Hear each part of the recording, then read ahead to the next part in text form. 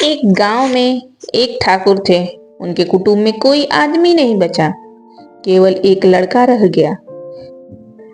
वह ठाकुर के घर का काम करने लग गया। रोजाना सुबह वह बछड़े को चराने जाता था और लौट कर आता तो रोटी खा लेता था। ऐसे समय बीतता गया। एक दिन दोपहर के समय वह बछड़े को चरा कर आया तो ठाकुर की नौकरानी ने उसको ठंडी रोटी खाने के लिए दे दी। उसने कहा कि थोड़ी सी छाछ या राबड़ी मिल जाए तो ठीक है। नौकरानी ने कहा कि जा जा, तेरे लिए बनाई है राबड़ी, जा ऐसे ही खा ले, नहीं तो तेरी मर्जी। उस लड़के के मन में गुस्सा आया कि मैं भूख में बछड़े चरा कर आया हूँ, भूखा हूँ, पर मेरे को बाजरे की सूखी रोटी दे दी। राबड़ी मांगी तो तिरस्कार कर दिया। भूखा ही वहां से चला गया। गांव के पास में एक शहर था। उस शहर में संतों की एक मंडली आई हुई थी। वह लड़का वहां चला गया। संतों ने उसे भोजन कराया और पूछा कि तेरे परिवार में कौन है। उसने कहा कि कोई नहीं है। तो संतों ने कहा कि तू साधु बन जा।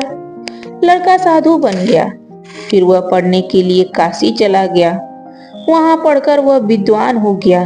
फिर समय पाकर वह मंडलेश्वर महंत बन गया। मंडलेश्वर बनने के बाद एक दिन उसको उसी शहर में आने का निमंत्रण मिला। वे अपनी मंडली को लेकर वहां आए।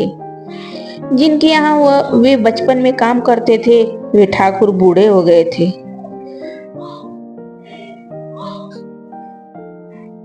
ठाकुर उनके पास गए, उनका सत्संग किया और प्रार्थना की कि महाराज, एक बार हमारी कुटिया में पधारो, जिससे हमारी कुटिया पवित्र हो जाए।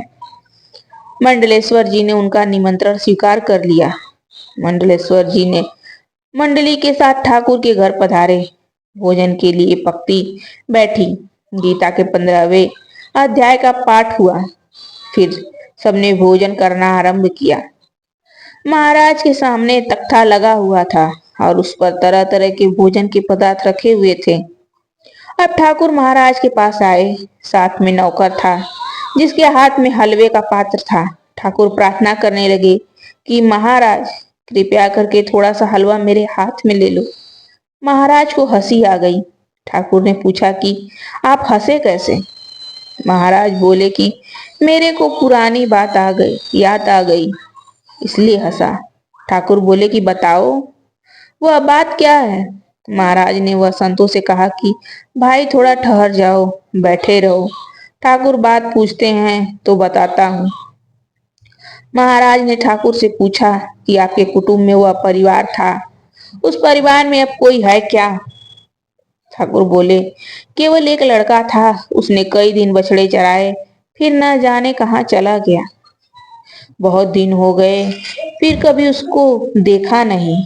महाराज बोले कि मैं हूँ। पास में संत मंडली ठहरी हुई थी, मैं वहां चला गया। पीछे काशी चला गया, वहां पढ़ाई की और मंडलेश्वर बन गया। यही वह आंगन है जहां आपकी नौकरानी ने मेरे को थोड़ी सी राबड़ी देने से मना कर दिया। अब मैं भी वही हूँ, आंगन भी वही है और आप भी वही हैं। पर अब अपने हाथ से मोहन भोग दे रहे हो महाराज, कृपया करके थोड़ा मेरे हाथों से ले लो।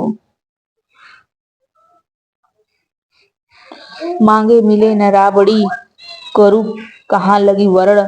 मोहन भोग गले में अटक गया आ संतों की शरण। संतों की शरण लेने मात्र से हो गया कि जहाँ राबड़ी नहीं मिलती थी, वहां मोहन भोग भी गले में अटक रहा है। अगर कोई भगवान की शरण ले ले तो वह संतों का आदरणीय हो जाए। लखपति करोड़पति बनने में सब स्वतंत्र नहीं है, पर भगवान के शरण में होने से, भगवान का भक्त बनने में सबके सब स्वतंत्र हैं। और ऐसा मौका इस मनुष्य जन्म में ही है।